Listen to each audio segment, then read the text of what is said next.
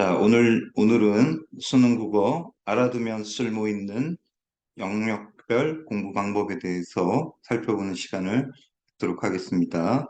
어, 문학, 독서, 화작, 언어와 매체의 각 영역별 공부 방법과 그 다음은 각 영역별의 출제 경향에 대해서 분석해보는 시간을 갖도록 하겠습니다. 자, 제일 먼저 문학을 좀 살펴보도록 할게요. 자, 문학은 워낙 많은 방대한 작품들을 모두 공부한다는 것은 불가능하죠.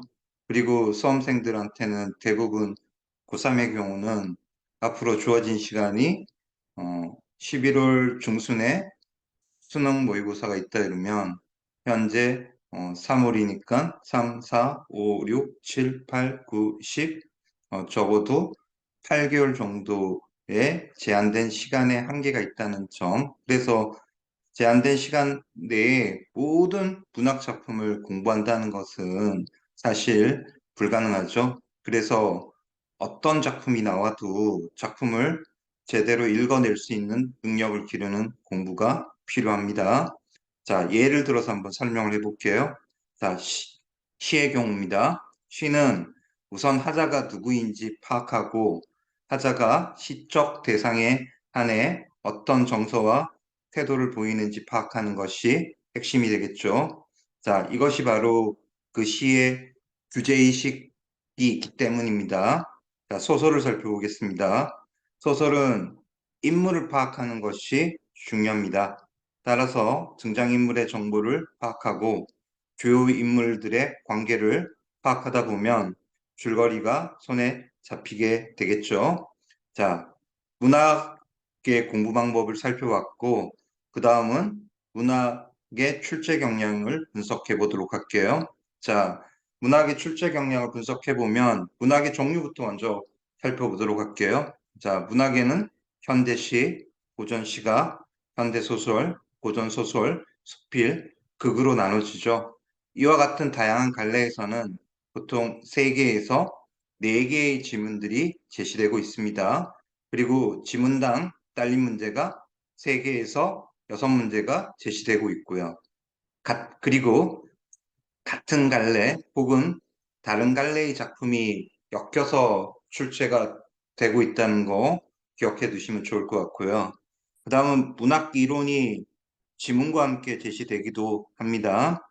이처럼 다양한 갈래의 작품을 이해하는 문제가 지속적으로 출제되고 있다는 점을 상기해 두시면 좋을 것 같습니다. 자, 그 다음은 독서의 영역별 공부 방법에 대해서 살펴보도록 하겠습니다. 자, 독서는 독해력을 향상시킬 수 있는 공부가 중요합니다. 그리고 여러 종류의 글을 읽으면서 글의 구조를 알고 중심 문장을 파악하고 글쓴이의 관점과 태도를 찾아낼 수 있는 연습을 꾸준히 할 필요가 있습니다. 최근에는 지문의 길이가 길어지고 어려운 내용의 글이 자주 등장하기 때문에 독서는 수험생들에게 고난을 주는 영역이라고 말하고 있죠. 결국 이 얘기는 독서를 잘 해야지만 최상위권으로 진입할 수 있다는 것을 의미하고 있습니다. 이처럼 독서에 대한 대비는 실천과 같은 환경에서 집중력 있게 문제를 풀어보는 연습을 많이 해야 됩니다. 자, 독서의 출제 경향에 대해서 분석해 볼게요. 독서는 보통 인문, 사회, 과학, 기술, 예술과 같은 장르에서 출제가 되고 있죠. 그래서 3개, 4개의 영역의 지문이 제시되고 있고, 그 다음은 지문당 2개에서 많게는 6문제가 제시되고 있습니다. 제시되는 지문의 길이가 길어지고 지문당 문제수가 많아지는 추세입니다. 따라서 다양한 분야의 글을 이해하는 문제가 출제되기 때문에 글에 대한 이해가 중요할 것으로 보여집니다. 자, 다음은 언어와 매체죠. 자, 보통 우리 언어는 문법이라고 말하죠. 자, 그렇다면 국어 영역에서는 개념이라는 기초가 탄탄하게 뒷받침돼야 고득점을 노릴 수 있겠죠. 특히 개념의 기초가 빛을 발하는 영역이 바로 문법이라는 겁니다. 자, 그 문법이 언어겠죠. 자, 문법을 공부할 때 중요한 점은 문법의 개념들을 개념으로 달달 단순히 암기하는 것보다는 예시와 사례를 제시하면서 함께 공부하는 것이 필요합니다. 자, 실제 수능에서 문법의 개념을 사례에 적용하는 문제가 지속적으로 출제되고 있기 때문입니다. 자, 머릿속에서 개념은 따로, 예시 따로, 따로 국밥처럼 공부하면 안 되겠죠? 이들을 하나로 묶어서 기억하는 것이 중요합니다. 자, 매체는 짧게 설명드리지만 매체는 각 매체의 특성과 매체에 따른 언어적 특성을 파악하고 다양한 매체에 적용해보는 공부를 지속적으로 해주시면 좋을 것 같습니다. 자, 언어와 매체의 출제 경향을 한번 분석해 보도록 할게요. 자, 맞춤법의 조항과 같은 어문 규정, 그 다음은 문법 원리, 예문 등의 자료 제시를 하고 있다는 것. 그리고 문법의 원리를 탐구하고 적용하는 문제들이 출제되고 있다는 점입니다. 그리고 매체, 언어의 특성과 매체 자료의 활용 방식을 파악하는 문제가 출제될 것으로 예상하고 있습니다. 자, 다음은 합법과 작문 공부 방법을 살펴볼게요.